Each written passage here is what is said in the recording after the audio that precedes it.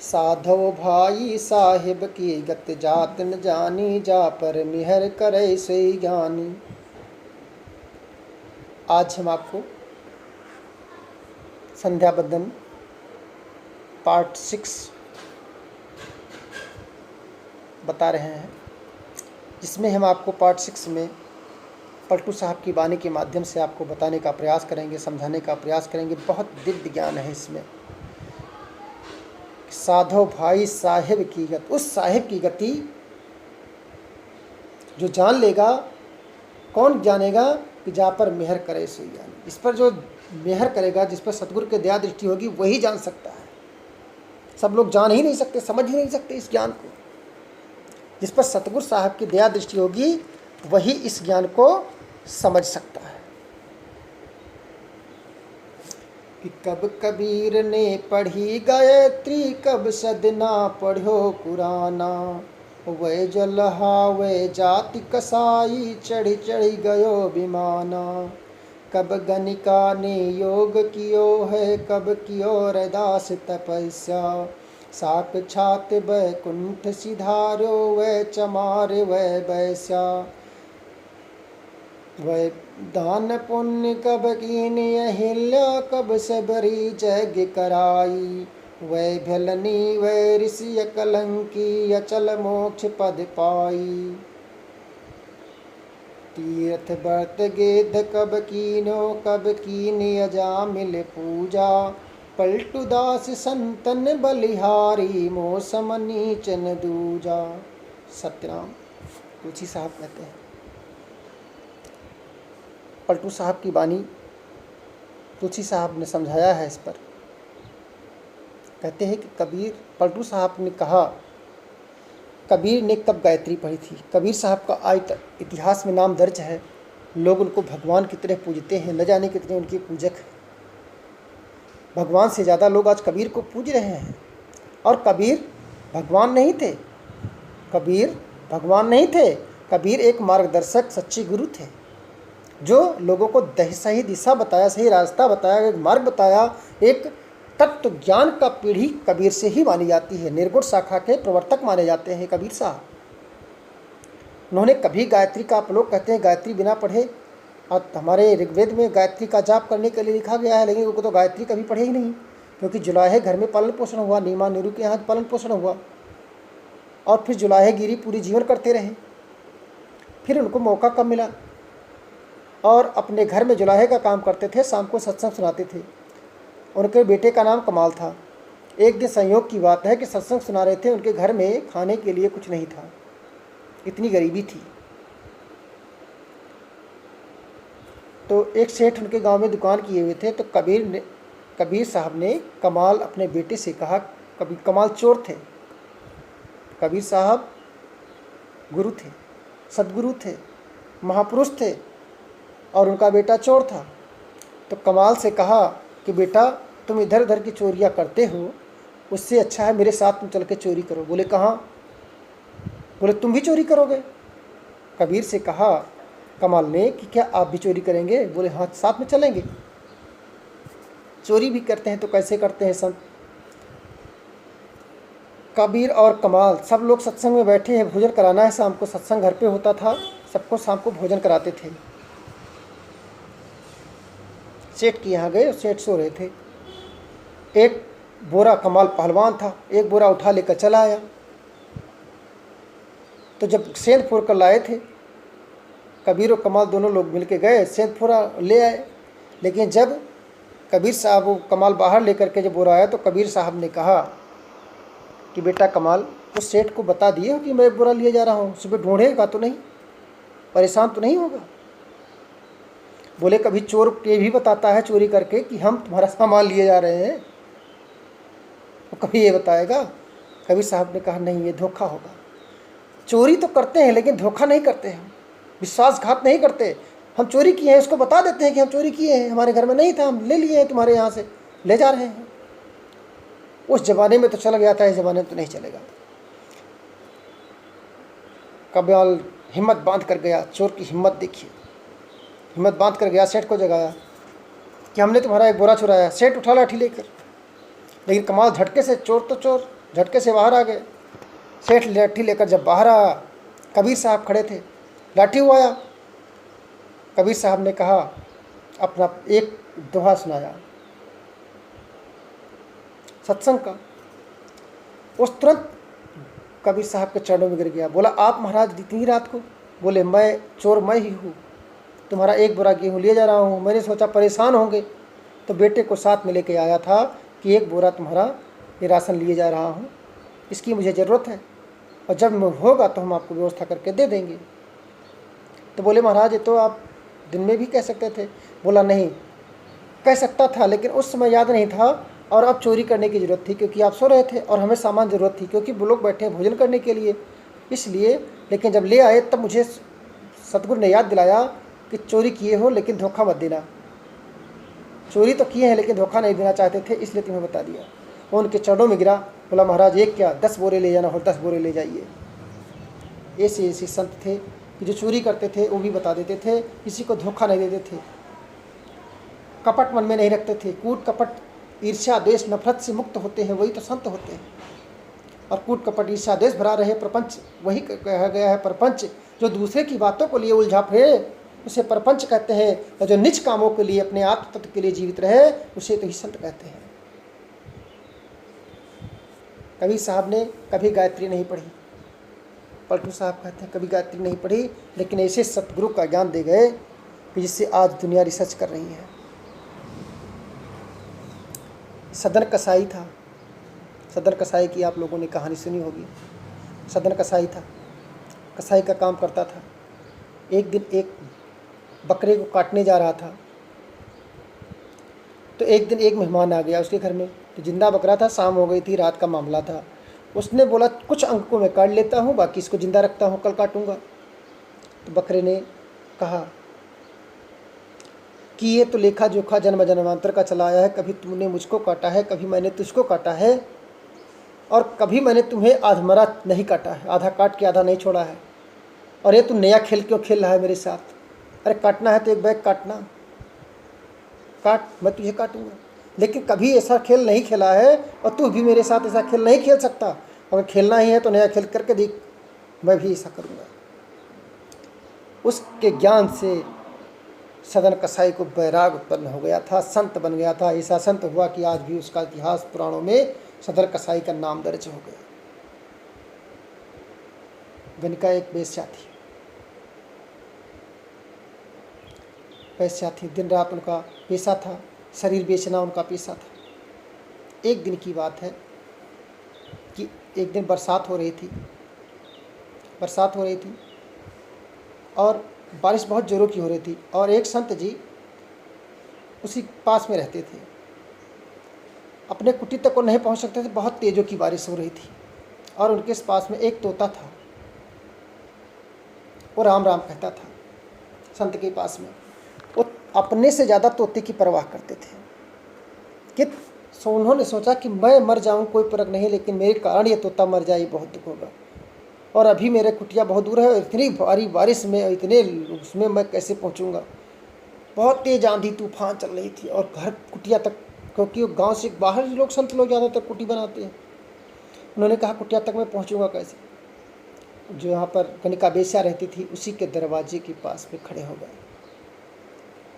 बहुत देर तक आधी रात हो गई। जब दरवाज़ा के पास खड़े रहे तो दरवाज़ा खटखटाया, क्योंकि वेश्याओं को आपने देखा होगा दिन भर सोती हैं, रात में जगती है।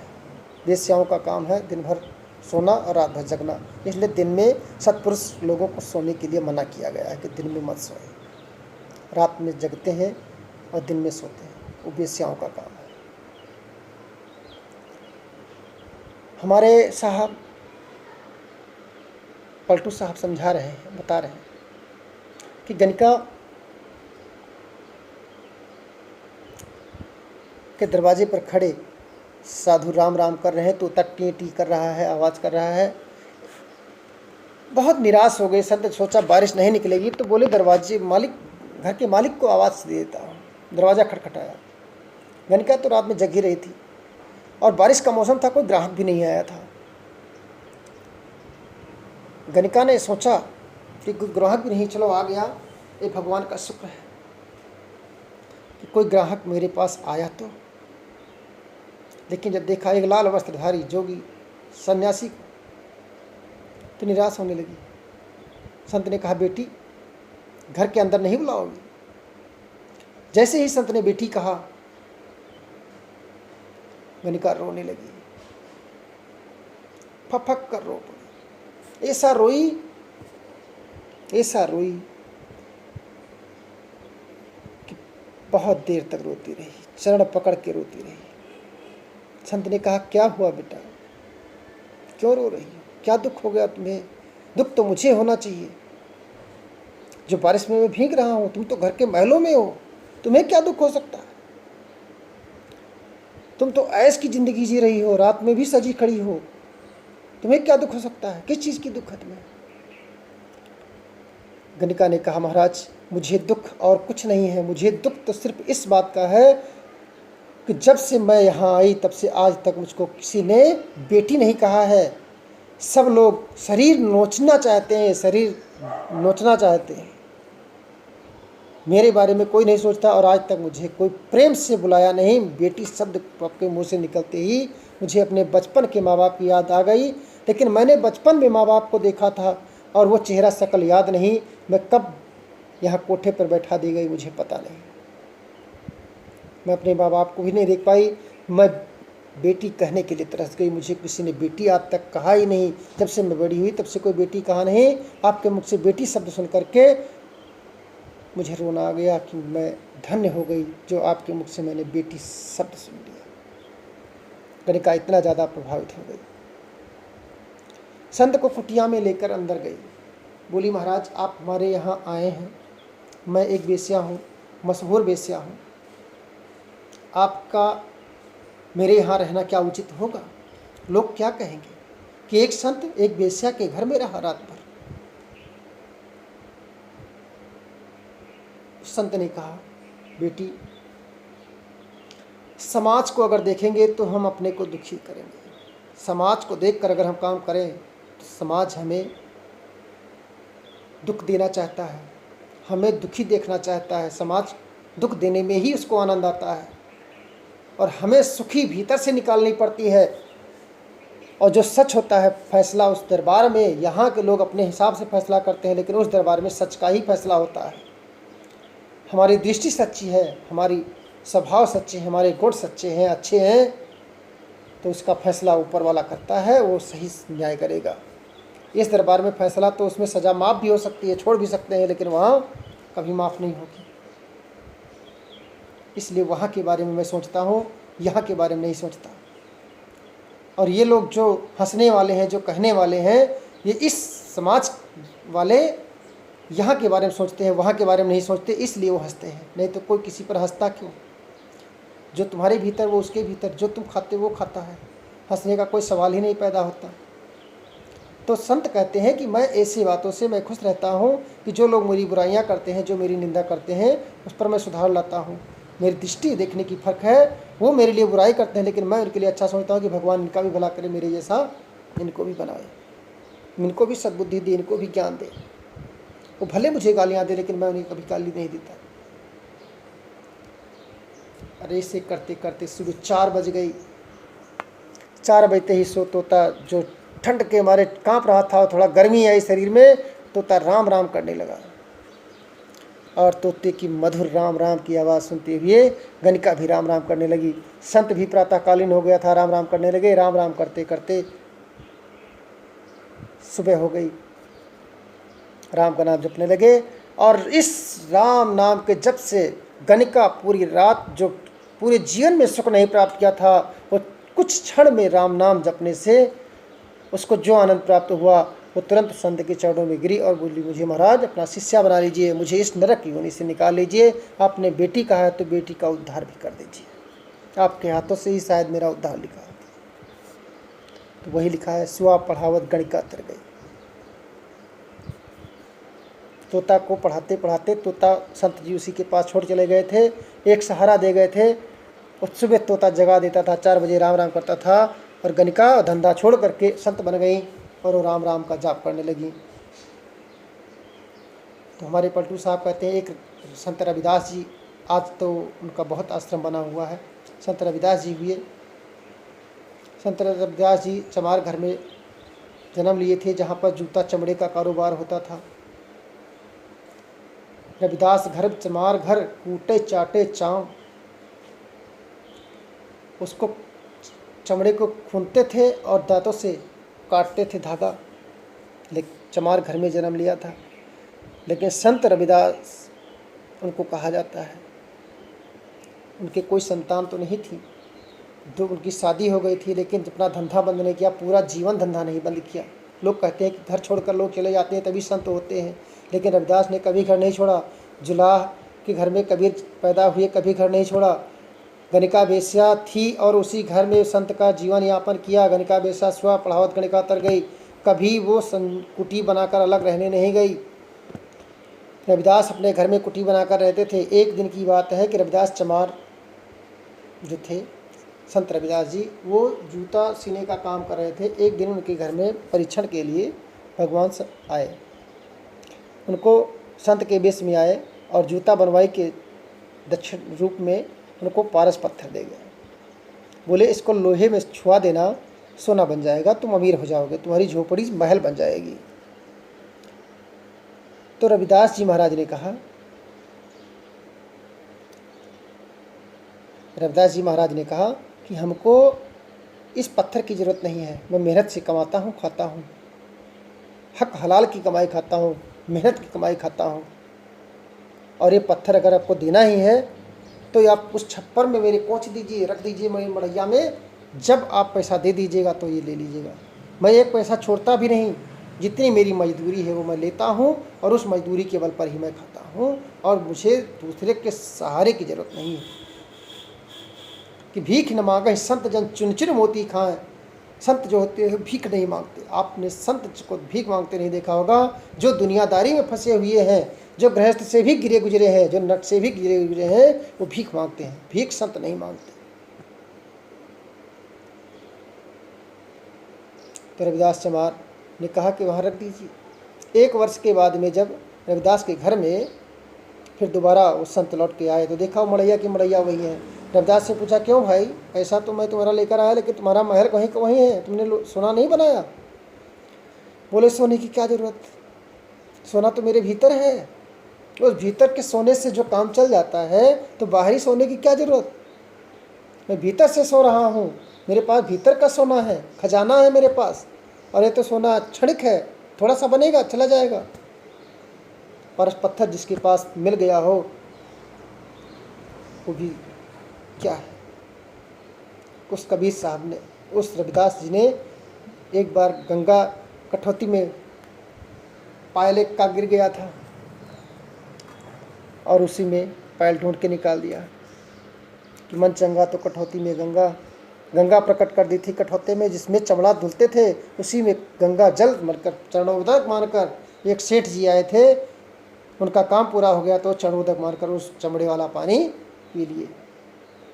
राजा थे, एक राजा आए चरणोदक लेने के लिए संत के चरणों में। आप संत रविदास को देखा होगा कि संत रविदास जी की शिष्या मीराबाई थी।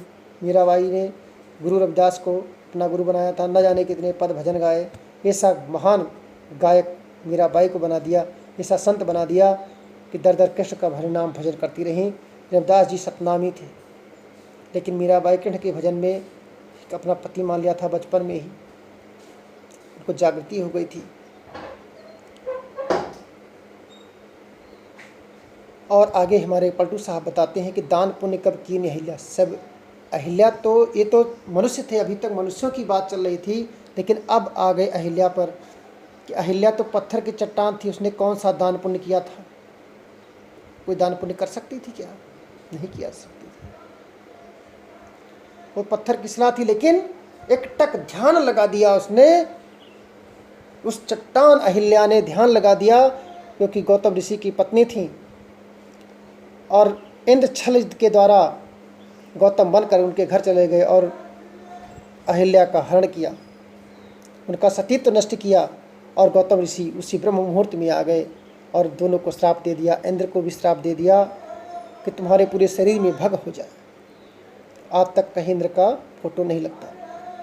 और अहिल्या को भी श्राप दे दिया कि जाओ, अहिल्या को श्राप दे दिया कि जाओ तो पत्थर की चट्टान हो जाओ, शिला की तरह खड़ी रह गई, इसलिए तुमको शिला होने का कुछ नहीं बोल पाई एकदम, क्योंकि गलत थी नहीं, लेकिन छल से इंद्र ने छला था, लेकिन श्राप दे दिया। गौतम ऋषि महान तपस्वी थे, श्राप लग गया, पत्थर के चट्टान बन गई। हाथ जोड़कर विनय करने लगे, महाराज उद्धार कब होगा? बोले जब रामावतार होगा और उनके चरणों के, राम के चरणों के जब आप पर चिन्ह पड़ेंगे तो आपका उद्धार हो जाएगा। वहीं पर अंजनी खड़ी थी। अंजनी से पूछा तुमने कुछ देखा? अंजनी बोली कोई नहीं बोली। उन्होंने श्राप दे दिया कि बिन पति के ही तुम बच्चे पैदा करोगे।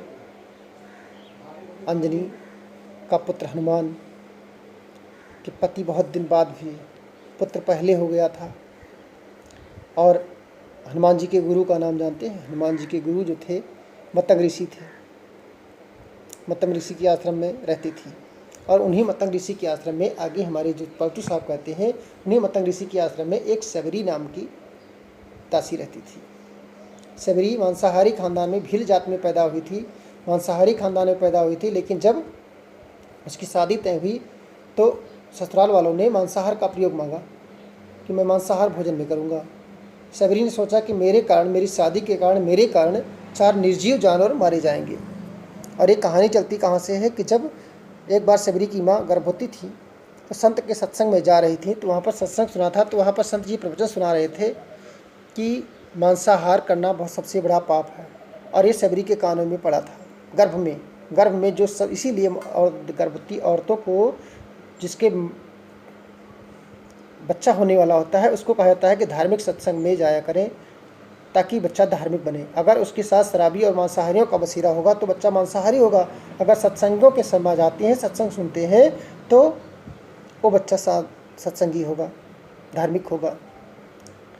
लेकिन ज़्यादातर देखते क्या है, ज़्यादातर लोग सास बहू का सीरियल, झगड़ा, नाटक, लड़ाई देखते हैं और वही बच्चा करता है। शराब पी कर आते हैं, गर्भ में पल रहे बच्चे के पास में जब कोई शराब और मांसाहार करके आएगा तो बच्चा क्या शाकाहारी बनेगा? कभी नहीं बनेगा।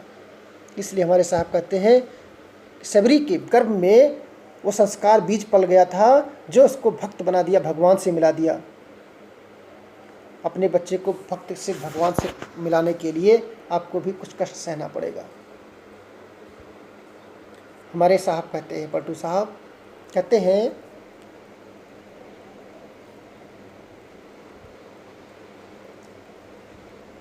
कि सबरी वहाँ से जब शादी के समय आया तो भाग करके वो सोची सब जगह मांसाहारी शराबी जाते हैं लेकिन सत्संग में नहीं आते हैं। तो उसने अपने दिमाग में ये भी दिमाग लगाया कि मैं जाऊँ तो कहाँ जाऊँ। तो भाग करके संत के दरबार में आई। और संत वो कौन से संत थे? मतंग ऋषि का आश्रम था, उसके आश्रम के पास में आई। लेकिन उस जमाने की प्रथा थोड़ा प्रचलित थी, वो सिर्फ ज्ञान और भक्ति का मार्ग उच्च जातियों में ही था, उच्च जातियों को ही दी जाती थी। नीच जातियों को अछूत मान करके मतंग ऋषि ने सबरी को अपने शरण में नहीं लिया। लेकिन मतंग ऋषि की त्याग तपस्या से प्रभावित थी सबरी ने 1 वर्ष तक भूखे प्यासे रहकर, फल फूल खाकर, किसी तरह से जल पान कर अपना पेट भरा। लेकिन वहाँ आश्रम पर पड़ी रही कि हम कहीं जाएंगे तो कोना कोना ढूंढ निकालेंगे मेरे घर वाले, और यही एक जगह है, सुरक्षित है, मेरे लिए सेफ है, जहाँ मैं बच सकती हूँ। और 1 साल में सत्संग का प्रभाव पड़ा इतना ज़्यादा कि मतंग ऋषि एक दिन वो लाचार हो गई, सूख गई, धीरे धीरे खाना पीना नहीं कर पाती थी, सूख गई। मतंग ऋषि स्नान किए हुए आ रहे थे, रास्ते में पड़ी थी, ठोकर लगी तो इनके मुख से शब्द निकला, राम राम। राम राम शब्द निकलते ही ऐसा पहला संत मिला मतंग ऋषि को। पूरे जीवन में आज तक इतिहास में ऐसा कोई संत का कोई शिष्य नहीं हुआ कि जिसने मंत्र लिया हो और पूछा हो अपने गुरु से कि महाराज इस मंत्र का मतलब क्या है, ये मंत्र का प्रयोग हम कैसे करेंगे। मंत्र तो सब बहुत लोग ले लिए हैं, बहुत लोग गुरु किए हैं, लेकिन कोई आज तक ये नहीं पूछा कि इसका प्रयोग भी कैसे करना है, क्योंकि मंत्र भूल गए हैं बहुत लोग, तो मंत्र ही नहीं याद है।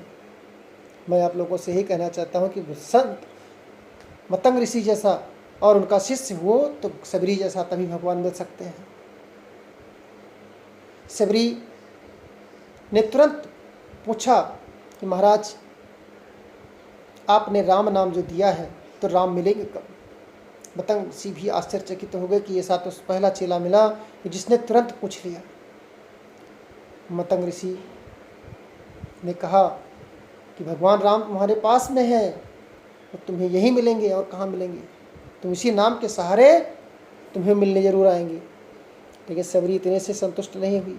सबरी ने कहा, महाराज, अगर मेरे राम आएंगे तो कैसे दिखेंगे, क्या खाएंगे, क्या पिएंगे, किस पर बैठते हैं, उनके लिए मुझे करना क्या होगा? मतंग ऋषि तपस्वी ज्ञानी थे और उच्च ज्ञान था। उन्होंने कहा, शिष्य मिला है, लगता है कि सही शिष्य है, सही उपदेश दे देना चाहिए। उपदेश देते तो सब लोग हैं, लेकिन जो भी गुरु भी छल करते हैं, धोखा देते हैं, सही उपदेश नहीं बताते। जब सही शिष्य, पात्र शिष्य देखते हैं तो उसके पात्र जगह पर बीज डाला जाता है जहाँ पर अंकुरित हो। खाली जगह में, खाली गड्ढे, उबड़ खाबड़ पत्थर में थोड़ी ना बीज बोया जाता है। चलते तो संत भी पत्थर पर हैं, लेकिन बीज किसान भी चलता है रोड पर, पत्थरों पर, लेकिन बीज बोने के लिए वो मिट्टी में ही बीज बोता है जहाँ फसल लगे, कुछ उसमें शाखाएँ फूटे। यहाँ तो ऐसे लोग हैं कि गुरु के वचनों को एक से दूसरे से बताने के लिए, उनका अगर एक संदेश है तो उसको बताने के लिए लोग तरसते हैं, नहीं बता सकते हैं। और सबरी का नाम इतिहास में अमर क्यों हुआ? इसीलिए क्योंकि सबरी ने उच्च शिक्षा प्राप्त की, उच्च गुरु से दीक्षा ली, और उच्च गुरु उन्होंने ऐसी शिक्षा दी, पूरा ज्ञान दिया, दिव्य ज्ञान दिया। सबरी को बताया कि भगवान राम तुम्हें यहीं मिलेंगे। सबरी ने कहा, कैसे मिलेंगे? बोला, जब तुम्हारा मन निर्मल होगा, तुम्हारा घर स्वच्छ होगा। ये नहीं कहा, बोला घर स्वच्छ होगा, तुम्हारे मन में उसके प्रति लौलीन भक्ति होगी, उसके प्रति आराध्य प्रेम होगा। तुम्हारे मन में, तुम्हारे हृदय में वो प्रेम जगेगा, और जितना ज़्यादा प्रेम जगेगा उतने ही जल्दी भगवान तुम्हें दर्शन देंगे।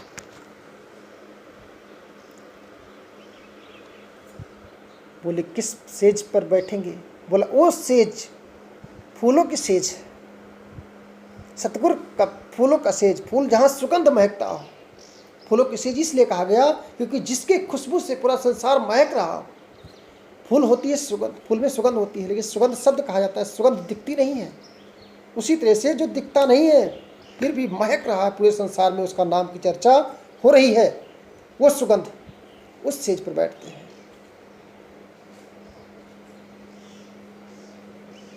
ये सुगंध कर रहा है, सबको सुगंधित कर रहा है, सबको अच्छा वातावरण दे रहा है, अच्छा माहौल दे रहा है, वो सुगंध है, उस पर बैठते हैं। अच्छा माहौल में भगवान बैठते हैं, अच्छे माहौल में आते हैं। सब जगह नहीं भगवान आते, अच्छे माहौल जहाँ होते हैं वहीं भगवान राम जहाँ जहाँ गए, वहाँ संत के चरण जहाँ जहाँ रहते थे, कुटियों में गए, किसी राजा महाराजा और किसी उनकी सेवा में नहीं लगे और उनकी सेवा नहीं ली।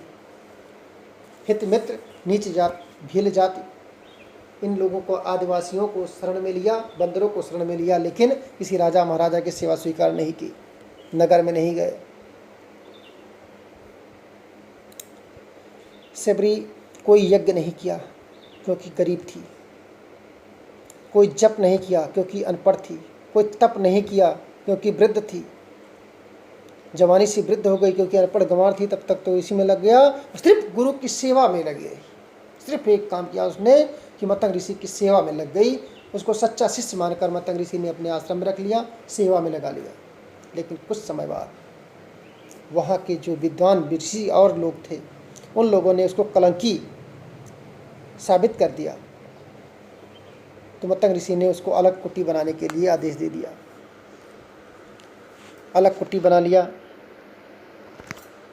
मतंग ऋषि से जाने लगी तो बोली, महाराज अगर मेरे राम आ गए तो मैं उनको फूलों की सेज पर बिठाऊंगी, घर को स्वच्छ कर लूँगी, आंगन लीप बहार दूंगी।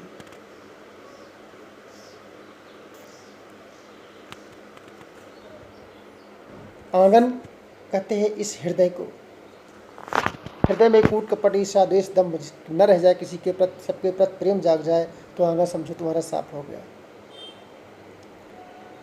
इसी पर भजन भी है कि मैंने आंगन नहीं बुहारा, कैसे आएंगे भगवान। तो हमारे पलटू साहब कहते हैं कि सबरी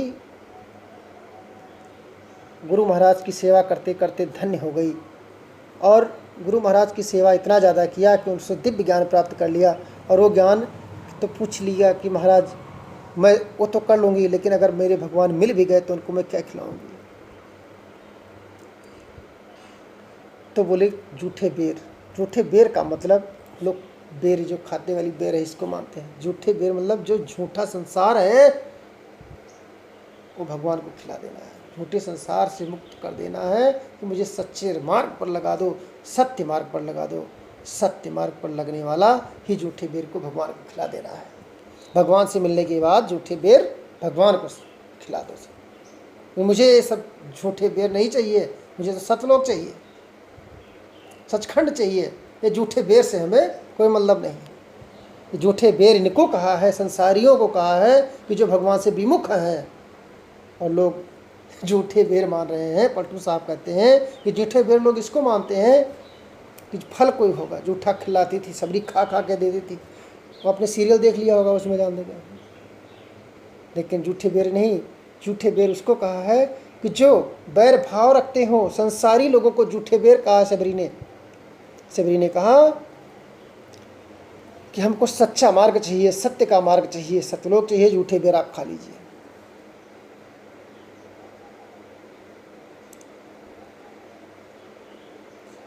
और झूठे बेर जैसे राम ने खाया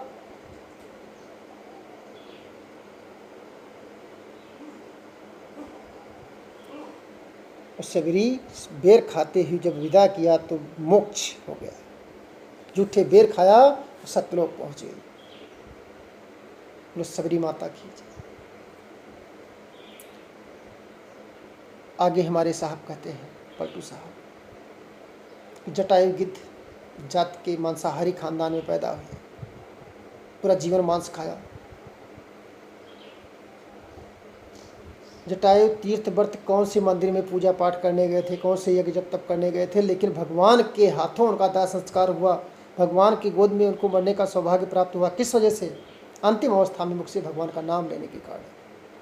अंत भला तो सब भला। पूरे जीवन तुमने गलत काम किया है, लेकिन मरने समय अगर भगवान का नाम तुम्हारे मुख से आ जाए तो तुम्हारा उद्धार हो सकता है। तो पलटू साहब कहते हैं कि अंतिम समय में कि जटायु गिद्ध के मुख से राम नाम निकला। राम राम करते हुए और प्राण का त्याग किया। राम की गोदी में मरा, भगवान के दरबार में मरा, भगवान के सामने मरा, उनकी गोदी में मरा। और भगवान के हाथों से जिसका कर्म संस्कार हो, ऐसा कौन हो सकता है? कोई मांसाहारी था, लेकिन भगवान सब पर दया करने वाले हैं। वो ये नहीं देखते किसने पूरे जीवन क्या किया है, वो अंत समय देखते हैं पूरा जीवन किया है। वो तो सुख और दुख, शुभ कर्म और शुभ कर्म के फल का तो उसको मिलेगा ही, लेकिन भगवान के गोद में जाने से उसको सीधे सदगति प्राप्त हो जाती है, मुक्ति मिल जाती है। अंत भला तो सब भला।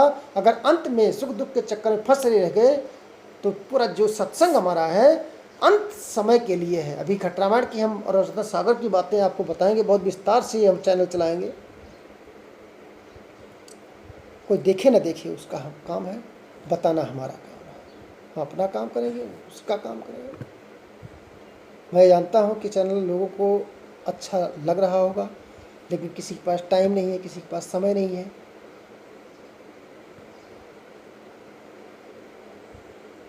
अब अजामिल एक थे। अजामिल, आपने श्रीमद् भागवत महापुराण में कथाएं भागवत अगर सुनी होगी तो उसमें लिखा है कि अजामिल एक जात का ब्राह्मण था, ब्राह्मण खानदान में पैदा हुआ था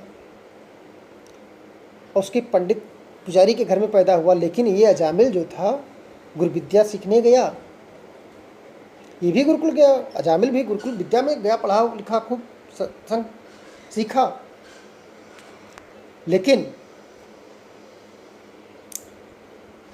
गुरु महाराज से एक दिन आदेश लेकर के वो घर जाना चाहता था। गुरु महाराज ने कहा जाना, लेकिन बीच रास्ते से मत जाना, थोड़ा साइड में होकर जाना। लेकिन थोड़ा उजटता कर दिया अजामिल, वो बीच रास्ते से होकर निकल गया। बीच रास्ते में वेश्यालय पड़ता था। वेश्यालय में जब उधर से गया, उधर से आया, जब 2-3 बार वो देखा तो एक वेश्या से उसको प्रेम हो गया और वहाँ कोठे पे जाने लगा। गुरु महाराज को जब पता चला तो उन्होंने अपने आश्रम से उसको निकाल दिया, गुरुकुल से निकाल दिया। अब जब गुरुकुल से निकाल दिया तो यहाँ घर पर रहने लगा, घर से आने जाने लगा। इसके चरित्रों से माता पिता तंग आ गए, उसको घर से बेघर कर दिया, लेकिन फिर भी जाना बंद नहीं किया। उससे शादी कर लिया, 4-5 बच्चे हो गए। जो चौथा लड़का था उसका नाम, तब तक तो सब मामला ऐसे लफड़े में चल रहा था, धीरे धीरे सब धन नष्ट हो गया, परिवार बढ़ता चला गया, धन नष्ट हो गया। लेकिन कुशल था कि वेश्या ने शादी तो कर लिया, बच्चे हो गए। जब चौथा बेटे का नंबर आया तो संत भगवान के दर्शन हो गए।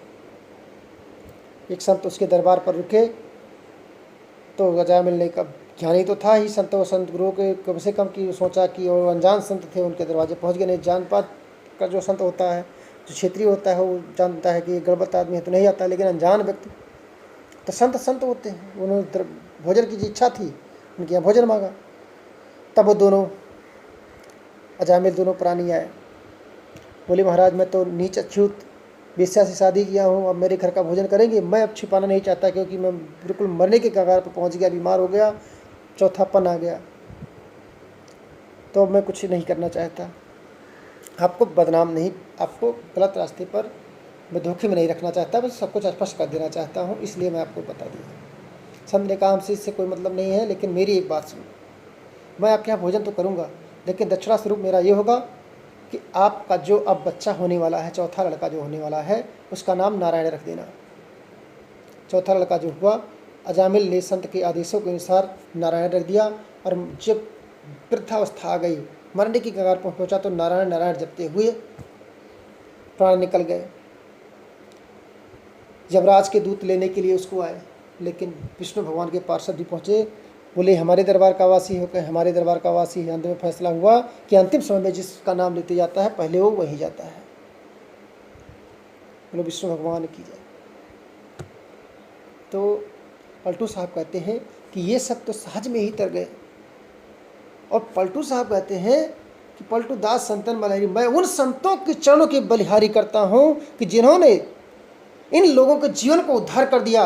मैं ऐसे संतों चूँकि मैं कोट कोट प्रणाम करता हूँ, ऐसे संतों को मैं धन्य मानता हूँ जो अपने तो तरते ही हैं, दूसरे लोगों को भी उस सद्लोक, उस ब्रह्म गति को प्राप्त करा देते हैं, ऐसा मार्ग बता देते हैं, ऐसा रास्ता बता देते हैं। उन चरणों का मैं बार बार बलिहारी हूँ। और मुझसे नीच कोई नहीं है कि जो मैं खुद तरने के बारे में, खुद के बारे में सोच रहा हूँ, लेकिन ऐसे संतों के चरणों में मेरा बार बार प्रणाम है, बार बार धन्यवाद है कि जिन लोगों ने मुक्ति दिला दिया। ऐसे संत, महान संत, मैं उनके चरणों में कोट कोट प्रणाम करता हूँ। सत्यनारायण।